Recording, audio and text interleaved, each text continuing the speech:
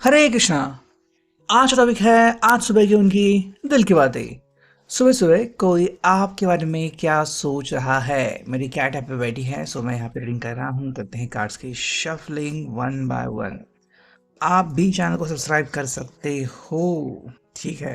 ताकि हमें मोटिवेशन मिलता रहे। रीडिंग होने वाली है for all science general collective Hindi tarot reading. तो एरीज टू पाइसिस से लेके सभी राशियां यहाँ पे इन्वॉल्व है। ओके, इस बात का ध्यान रखिए, खास ख्याल।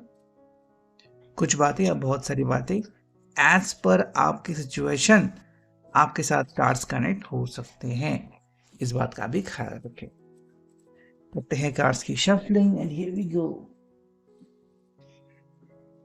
थोड़ा और करते हैं शफलिंग यहाँ पे। तब तक आप भी अपने पर्सन को याद कर सकते हो कि भाई रीडिंग जो है आपके साथ कैसे रेजोनेट होती है, कितनी परसेंट कैसे वगैरह, ये आप यहाँ पे देख सकते हो। ओके, चलो अब हम करते हैं कार्ड्स को रिवील। पहला कार्ड है नाइट ऑफ कप्स की एनर्जी। फिर जो कार्ड आ चुका है वो है टेन ऑफ सॉर्ड्स की एनर्जी। फिर आ चुका है यहाँ पे सिक्स ऑफ सॉर्ड्स की एनर्जी। एंड फिर आ चुका है यहाँ पे पेज ऑफ सॉर्ड्स की एनर्जी। ठीक है, तो हमें यहाँ पे बहुत सारे सॉर्ड्स देखने को मिले हैं, ठीक है। एंड एक जो मिला है वो है कप्स। अगर हम साइंस की बात करें तो यहाँ पे है कैंसर, स्कॉर्पियो, पाइसिस, और यहाँ पे जेमिनी, लिब्रा, एक्वेरियस। देखो, शुरुआत हो चुकी है नाइट ऑफ कप से। ये पर्सन बेसिकली या तो माफ़ी मांगने को रेडी है या तो कहने को रेडी है कि भाई I am very disappointed in my self, मतलब वो खुद में ही डिसअपॉइंटेड है और वो उसके लिए आपकी माफ़ी मांगने को भी रेडी है। कह रहा है कि भाई देखो, अगर आपको जो भी चाहिए मैं आपको प्रोवाइड करने को रेडी हूँ, ठीक है। अगर आपको मुझसे जो भी चाहिए, मुझसे आपको कुछ बुलवाना है, आपको मुझसे कुछ मांगना है, आपको मुझसे कुछ चाहिए, तो उसके लिए मैं कंप्लीट रेडी हूँ। तो ये बात वो क्यों कह रहे हैं, बिकॉज यहाँ पे देखो ये है टेन ऑफ सॉर्ड्स की एनर्जी।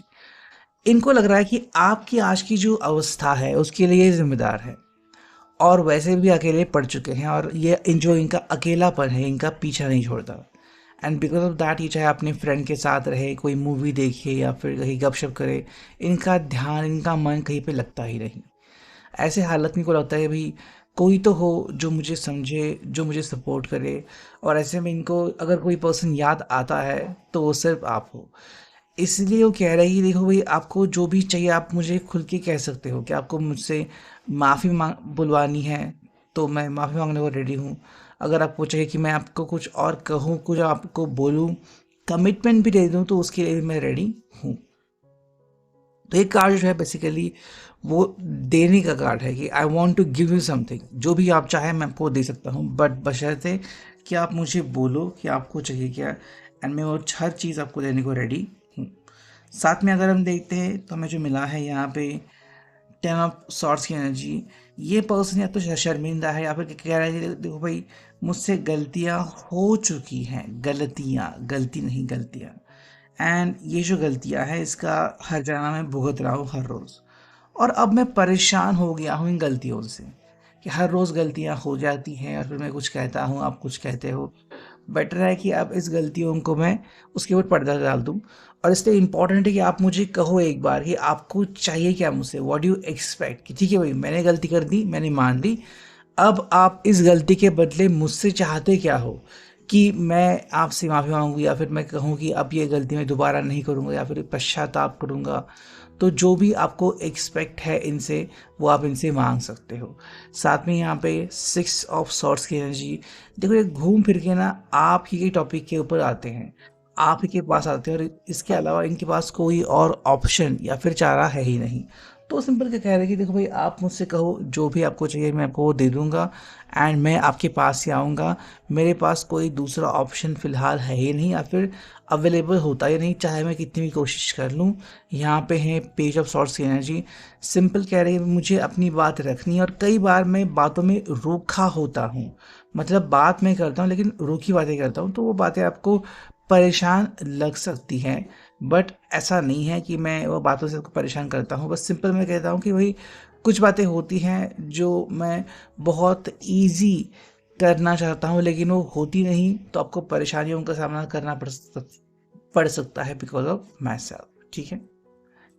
करते हैं थोड़ी-सी और हम शफलिंग, देखते हैं कुछ और कार्ड्स। देखो जो पहला कार्ड आ चुका है वो है द चैरियट, कैंसर का साइन।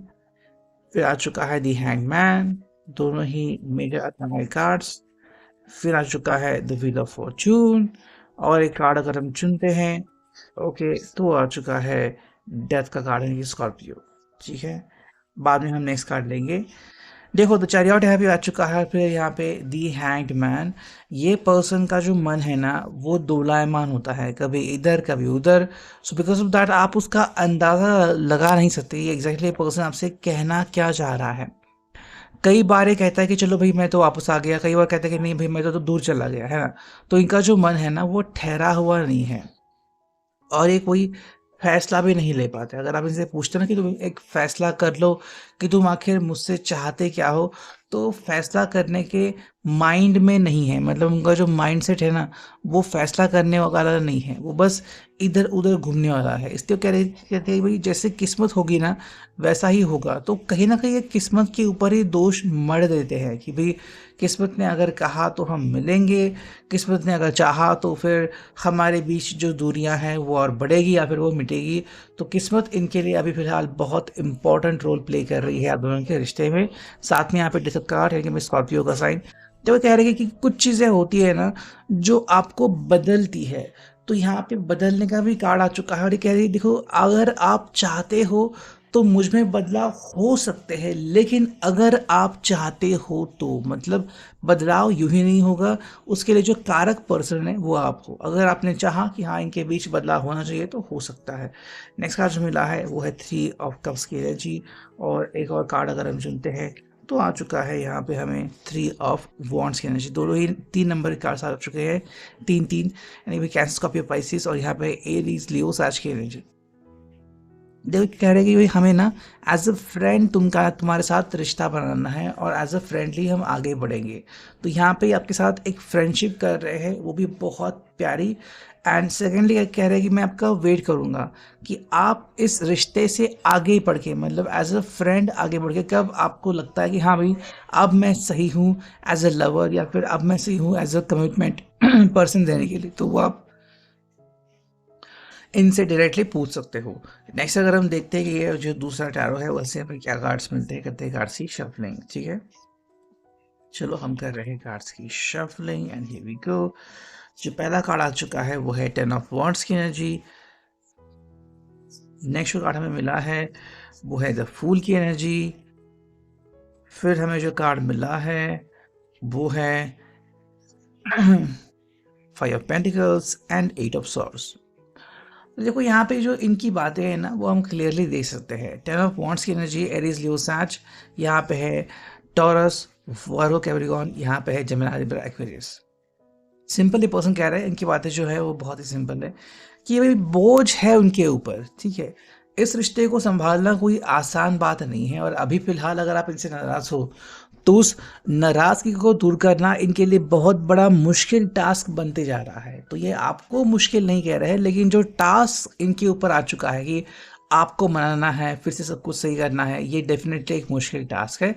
और इसके लिए ना ये पर्सन प्रिपेयर्ड नहीं है, इनको नहीं पता कि क्या करें। मतलब हम कहते हैं ना कि भाई तुमने कोई प्लान बना लिया है, तो इस पर्सन ने कोई भी प्लान बना नहीं लिया है। वो बस कह रही है कि हाँ मुझ में बदलाव होंगे, लेकिन वो कैसे और कब होंगे वो खुद मुझे नहीं पता। या तो बदलाव हो चुके हैं या फिर हो जाएंगे, आई डोंट नो, बट आप खुद इसको देख सकते हो। ये जो चाहते हैं ना ये है कि भाई हमारे बीच अगर दूरियां बढ़ती है तो वो दूरियां दोनों तरफ बढ़ेंगी, और वो इनको नहीं चाहिए, क्योंकि ये फिर इस मुसीबत से और ज़्यादा जूझेंगे। तो इनको पता है कि भाई देखो इससे इनको कुछ नहीं लाभ होगा, इससे बेटर है कि हम बदलाव को स्वीकार करें। तो ये पर्सन बदलाव तो स्वीकारेगा, लेकिन कितने जल्दी ये हमें खुद देखना पड़ेगा। अगर हम देखते हैं यहाँ पे फॉर्चून कुकीज़ कि हमें यहाँ से क्या कार्ड्स मिलते हैं, करते हैं कार्ड्स की शफलिंग। पहला जो कार्ड है वो है डीक्लटर, ठीक है। एंड सेकेंड जो कार्ड आ चुका है वो है अपॉर्चुनिटीज़।